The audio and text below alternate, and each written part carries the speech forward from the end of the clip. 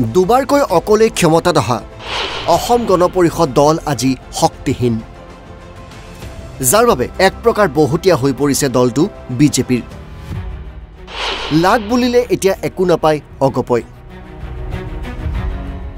আৰু 2026ত গেৰুৱা দলে যি দিয়ে তাতেই সন্তুষ্ট থাকিব লাগিব আঞ্চলিক দলটোৱে। সেই কথা স্পষ্টকৈ বুজাই দিছে বিজেপিয়ে, যাৰ বাবে অগপত আৰম্ভ হৈছে বিদ্ৰোহ। অতুল বৰা কেশৱ মহন্তৰ বিৰুদ্ধে ক্ষোভ দলীয় নেতাৰ। বিজেপিৰ ওচৰত নেগুৰ পেলোৱাৰ বাবেই ক্ষোভৰ উদগিৰণ, যে নিজে মন্ত্ৰী হৈ থাকিব পাৰিলেই হ'ল, বাকী দলে খুটকণ পালেও কথা নাই। অতুল বৰা কেশৱ মহন্তৰ বিৰুদ্ধে এতিয়া ব্যাপক ক্ষোভ বৃদ্ধি পাইছে দলৰ ভিতৰ চৰাত।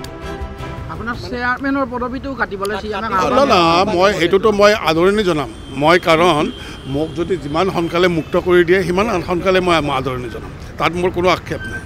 মই মানে সেইটো মোৰ লোভনীয় পদো নহয় আৰু সেইটোত মই মানে থাকিব বিচৰা নাই, কিন্তু দলৰ নিৰ্দেশত মই আছোঁ আৰু যেতিয়া মোক আজৰাই দিয়ে তেতিয়াই মই শান্তিৰে ওলাই আহিম। আপুনি বিজেপিৰ লগত থাকি এতিয়া বিজেপিক বিৰোধিতা কৰে বুলি মানে বিজেপিৰ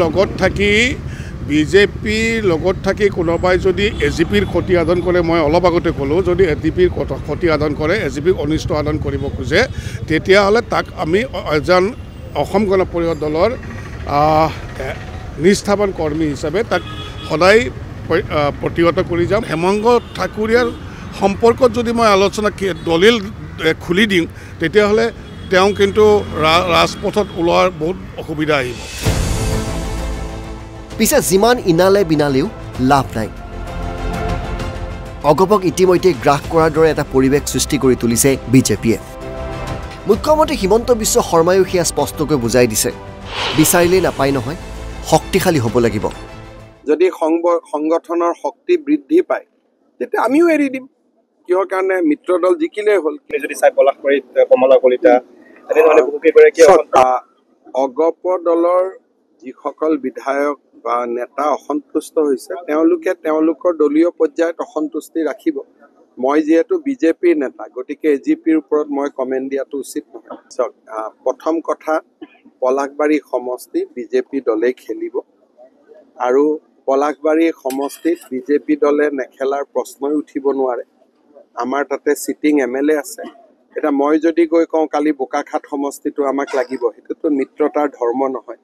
গতিকে এইবিলাক কথা ক'ব নালাগে। যদি কমলা কলিতাই উঠিবই খোজে একান্ত, আমাৰ জালুকবাৰীতে আহি উঠক, লাগিলে মই এৰি দিছোঁ, কথা তেনেকুৱা একো নাই। কিন্তু ঘটনাটো হ'ল যে আমাৰ পলাশবাৰী বিজেপিৰ লগত আছে, বিজেপিৰ লগত থাকিব। তেনেকৈ বোকাখাটো বিজেপিৰ লগত আছে, কলিয়াবৰো বোকাখাটো এজিপিৰ লগত আছে, কলিয়াবৰো এজিপিৰ লগত আছে। আমিতো সেইকেইটা নিবিচাৰোঁ। বিচাৰিলেতো কাৰো একো আপত্তি কৰিবলগীয়াটো নাথাকে। যি দলে যেনেকৈ সংগঠন কৰিব, যদি সংগঠনৰ শক্তি বৃদ্ধি পায় তেতিয়া আমিও এৰি দিম।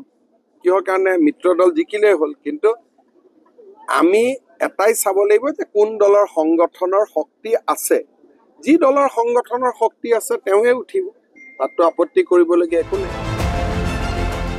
অগপ এতিয়া দুজন নেতাৰ কথাতে চলে, দুয়োজনী হাফ এজিপি হাফ বিজেপি, যাৰ বাবে বিদ্ৰোহ বাঢ়িছে আমবাৰীত। গুৱাহাটীৰ পৰা বিচিত্ৰ ৰাজবংশী আৰু শুৱালকুছিৰ পৰা কানুজ বৈশ্য, NB নিউজ।